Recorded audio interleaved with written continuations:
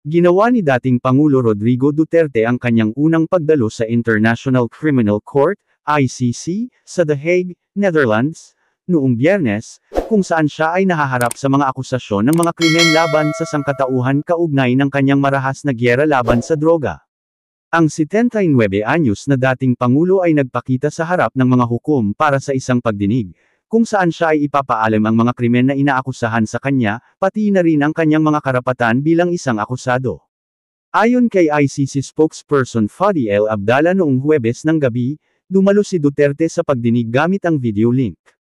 Dahil si Ginoong Duterte ay gumawa ng isang mahabang paglalakbay, pinayagan ng korte si Ginoong Duterte na sundan ang pagdinig mula sa malayo. Gayunpaman, ang kanyang abogado ay naruroon kasama namin sa korte, sabi ni El Abdallah. Ang sospek ay naruroon sa sentro ng detention, dagdag pa ng tagapagsalita. Si Duterte, ang unang dating leader ng Asia na naharap sa mga kaso sa ICC, ay dumaan sa isang maikling pagdinig upang ipaalam sa kanya ang mga krimen na inaakusahan sa kanya, pati na rin ang kanyang mga karapatan bilang isang akusado. Habang tinig na mahina at nakasuot ng asul na Amerikana at kurbata, siya ay nagsalita ng maikli upang kumpirmahin ang kanyang pangalan at petsa ng kapanganakan. Pinayagan siya ng nag-uupong hukom na sundan ang mga proceedings mula sa malayo dahil sa mahabang paglipad papuntang The Hague.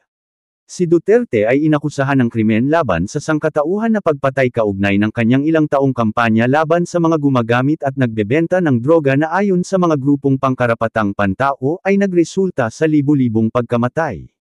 Sa aplikasyon ng prosekusyon para sa kanyang pag-aresto, sinabi na ang mga inaakusahang krimen ni Duterte ay bahagi ng isang malawak at sistematikong pag-atake laban sa populasyong sibilyan sa Pilipinas. Inaasahan na maaaring mga 10,000 mga pagpatay ang isinagawa, sinabi ng prosecutor ukol sa kampanya na kadalasan ay tinarget ang mga mahihirap na kalalakihan, madalas nang walang ebidensya na sila ay may kinalaman sa droga. Tinatanggap ng Philippine National Police ang higit sa 6,000 pagkamatay sa anti-narcotics operations at inaangkin nila na ang mga napatay ay lumaban sa kanilang pag-aresto. Ngunit ang mga pamilya ng mga biktima, mga grupong pangkarapatang pantao, at pati na rin ang isang pagsusuri mula sa kagawaran ng hustisya ay nagdududa sa naratibong ito. Ang mga pamilya ng biktima ay tumanggap ng paglilitis bilang isang pagkakataon upang makamit ang katarungan, samantalang ang mga taga-suporta ni Duterte ay naniniwala na siya ay kinidnap at dinala sa The Hague kasunod ng isang malupit na hidwaan sa pamilyang Marcos. Isang grupo ng mga miyembro ng pamilya, mga abogado, at mga aktivista ng karapatang pantao ay nakatakdang magtipon sa Maynila noong Biyernes ng gabi upang manood ng livestream ng ICC na pagdinig, ayon sa mga nag-organisa ng Rise Up at Duterte Accountability Campaign Network. Ayon sa mga eksperto sa internasyonal na batas, ang mabilis na pag-aresto at pagsuko ni Duterte sa ICC ay isang magandang pagkakataon para sa hukuman na ito na nahaharap sa maraming atake at pinapatawan ng parusa mula sa Estados Unidos.